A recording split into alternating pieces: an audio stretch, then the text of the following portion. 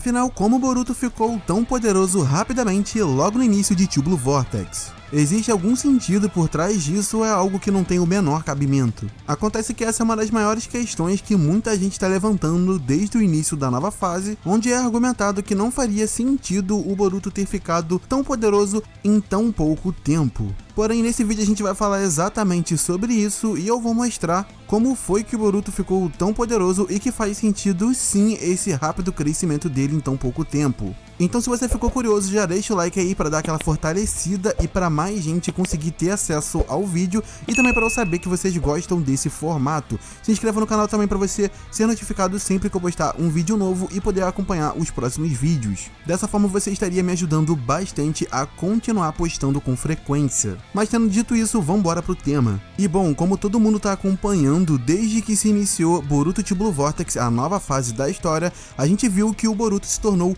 muito poderoso, muito acima do que a gente esperava lá no fechamento da primeira parte da história, onde claramente já sabíamos que ele iria se fortalecer, justamente porque ele é o protagonista da história, então é principalmente ele que a move, e também porque desde o primeiro capítulo do mangá a gente viu que ele era o único que podia ali bater de frente com o Kawaki, que aparentemente havia destruído toda a vila, sendo ali o único que poderia detê-lo. Porém, o Boruto ficou tão poderoso que logo no início de Two Blue Vortex a gente viu que ele conseguiu derrotar o Code com facilidade, Code esse sem limitadores, um personagem que a própria obra o estabeleceu como sendo superior ao próprio Jigen. Ele aprendeu diversas técnicas poderosas como o Hiraishin do seu avô Minato, o Raio Roxo do Kakashi, o Kenjutsu do seu mestre Sasuke, no caso o estilo de batalha com espadas, além de ter desenvolvido o Rasengan Uzuriko, o Rasengan mais roubado de toda a série, já que por meio dessa habilidade, o Boruto consegue fazer com que o seu adversário sequer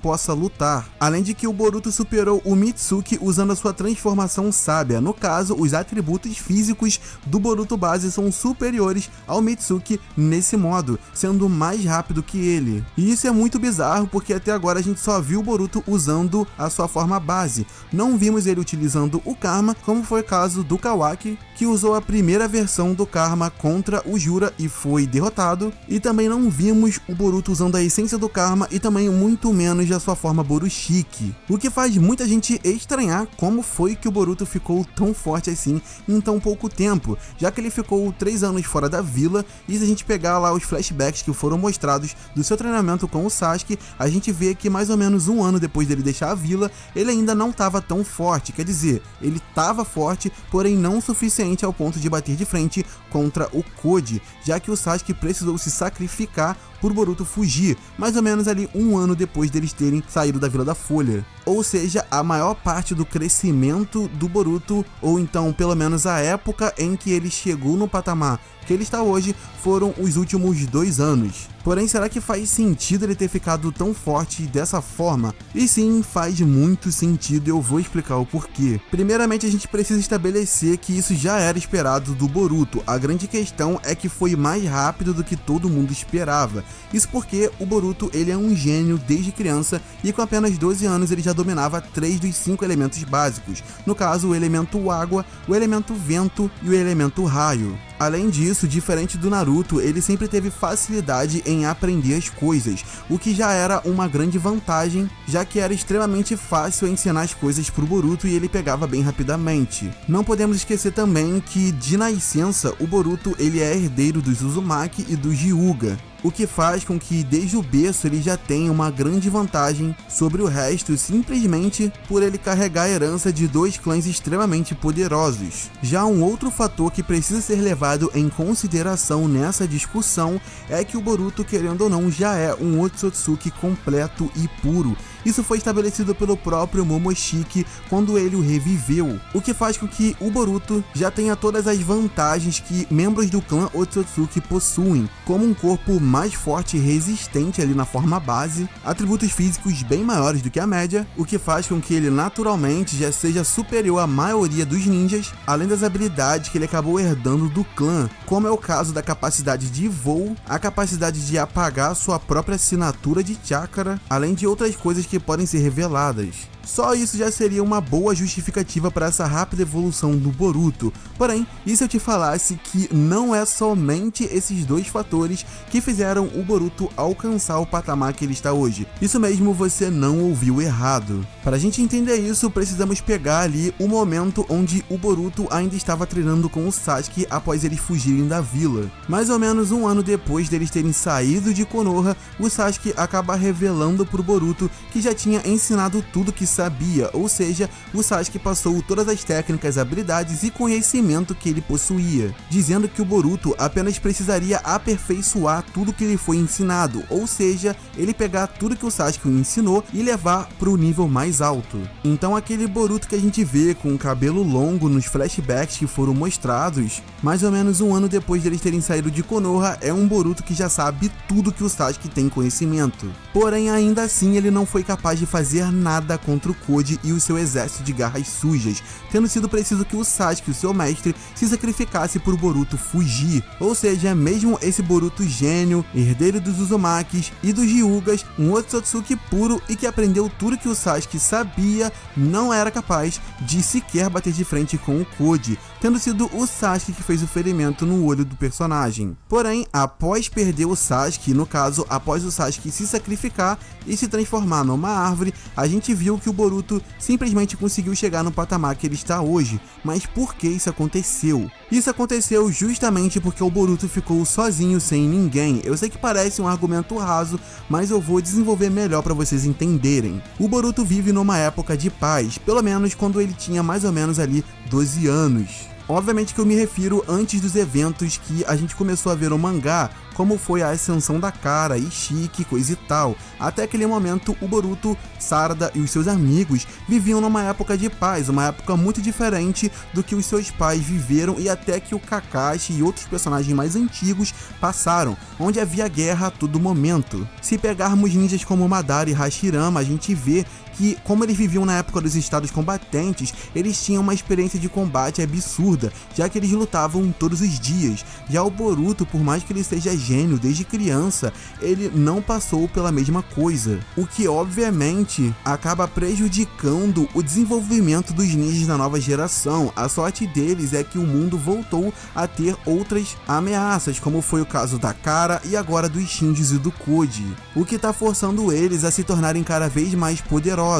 Então, quando a gente pega esse Boruto, que estava mais ou menos um ano treinando com o Sasuke e que já tinha todo o conhecimento, a gente viu que ele só terminou de ser lapidado quando ele perdeu o Sasuke. Isso porque ele ficou sozinho, sem ninguém, assim como seu mestre ficou no passado. Sasuke acabou cortando todos os seus laços quando ele fugiu e foi embora de Konoha, focando unicamente no seu treinamento para se vingar do seu irmão Itachi. A mesma coisa acabou acontecendo com o Boruto, porém de uma maneira diferente. A gente viu que o Boruto acabou perdendo toda a vida que ele tinha, justamente por conta da onipotência, sobrando pouquíssimas pessoas que ainda lembravam dele, como é o caso da Sarada e também do Sasuke. Porém, apesar de ter perdido todo mundo, ele ainda tinha o seu mestre com ele, algo que inclusive deixou o Momoshiki irritado. Se a gente parar pra pensar, o Boruto sempre quis ser um ninja como o Sasuke. Sim, ele também admirava o seu pai e no final ali da primeira parte do mangá, a gente vê que o mangá até faz uma alusão ao Naruto. Porém, o Boruto ele sempre quis ser um ninja exatamente como o Sasuke e hoje a gente vê que ele tem o mesmo estilo do seu mestre